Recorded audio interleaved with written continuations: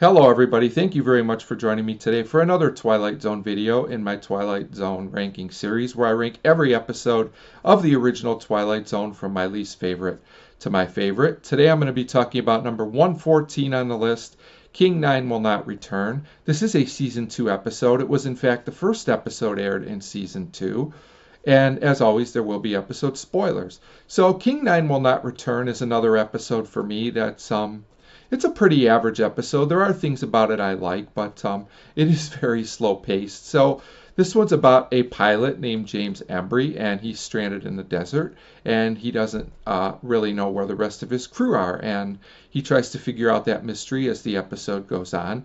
Now, this is mostly a one-man show by Robert Cummings, and you could argue that his acting is a bit over the top in places, but I think when you're acting by yourself, this is acceptable because you really have to keep the audience's attention. So I thought Robert Cummings' performance was pretty compelling overall. This is definitely a slow burn episode, maybe too slow, you could argue, but I do like the way the episode builds up as it goes. It is somewhat intense in places, and I did feel some tension. I really liked the desert setting. I thought that added to the episode as well.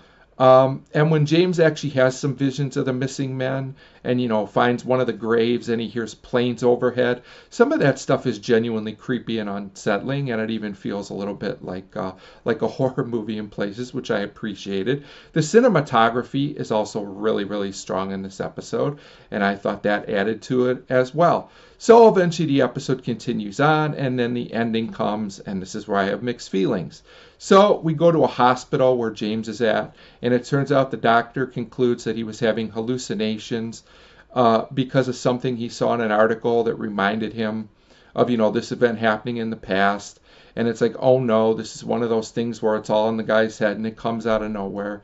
But there's a second twist to this that somewhat saves it, in my opinion, where they find sand in James' boots, which meaning maybe somehow, because this is the Twilight Zone, he really was there and really did relive this. So while I don't like the first part of the twist, I thought the second part of the twist was good. So I have mixed feelings there. But something I really didn't like about the episode, it is just a bit padded and maybe too slow in places. I don't mind a slow burn, but there's just really not that much plot to this episode. So, the acting is pretty good. It's pretty compelling. The character is fairly compelling, but that only takes the episode so far. So this is kind of another average but very watchable episode for me.